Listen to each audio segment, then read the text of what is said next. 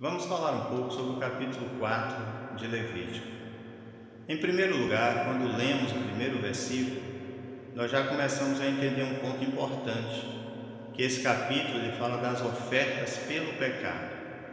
Mas não era para qualquer tipo de pecado, mas sim para aqueles que eram cometidos sem intenção ou por ignorância, mas que de alguma forma transgrediam o mandamento do Senhor.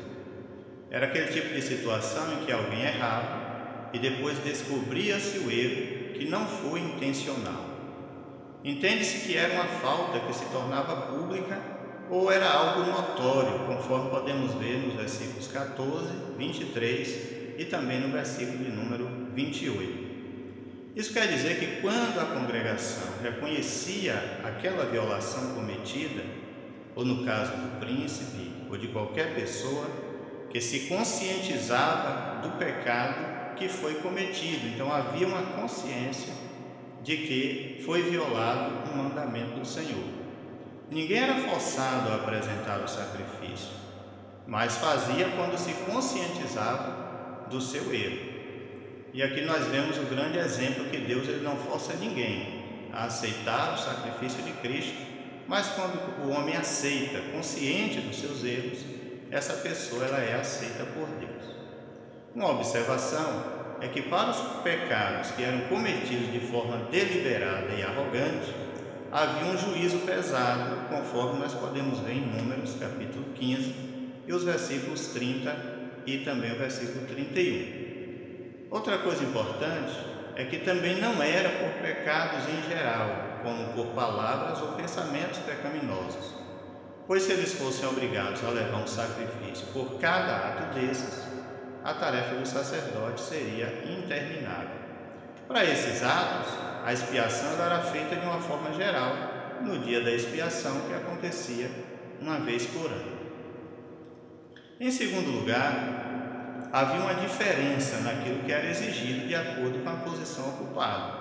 Para o sacerdote ungido ou para a congregação, era exigido um novilho. O príncipe, exigia-se dele um bode que seria tirado dentre as cabras e deveria ser um macho sem defeito. E para qualquer outra pessoa era uma cabra ou uma cordeira também sem defeito. Observamos nesse conteúdo que ninguém tinha o direito de alegar o desconhecimento da lei. Em terceiro lugar, observamos que o ofertante ele levava o sacrifício e impunha a mão na cabeça do animal.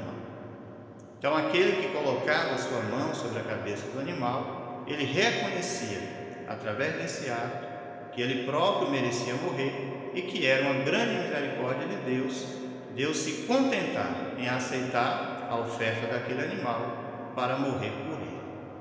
Em quarto lugar, quando analisamos os versículos 11 e 12 desse capítulo 4, vemos que partes ali do animal eram levados para fora do arraial e ali deveriam ser queimados até serem reduzidos a cinzas.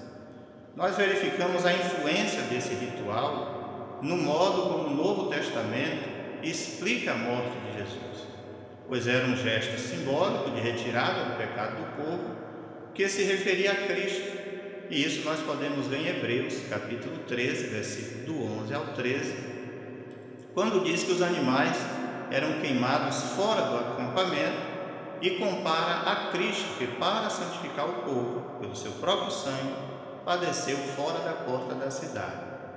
E nessa comparação de queimar até reduzir as cinzas, nós vemos Paulo trazer uma conscientização para o crente não servir mais ao pecado, quando ele escreveu aos Romanos, capítulo 6, versículo 6, dizendo assim: sabendo isto, que o nosso velho homem foi com ele crucificado, para que o corpo do pecado seja desfeito, a fim de que não sirvamos mais ao pecado. Como consequência, isso ilustra também o dever do arrependimento, que consiste em tirar o pecado da vida do homem, ou seja, lançar fora tudo aquilo que não agrada a Deus. Por último, nesse capítulo 4, nós vemos que ninguém poderia se excusar pelo erro cometido, quer fosse sacerdote, príncipe ou uma pessoa comum. Todos precisavam reparar o seu erro com o sacrifício. Hoje nós podemos dizer que, em relação a Jesus Cristo, todos também podem ter direito ao seu perdão dos seus pecados através do sacrifício de Jesus. E, em consequência disso, todos são bem-vindos a tomar parte no seu sacrifício e assim compreender que o sangue de Jesus Cristo nos purifica de todo o pecado.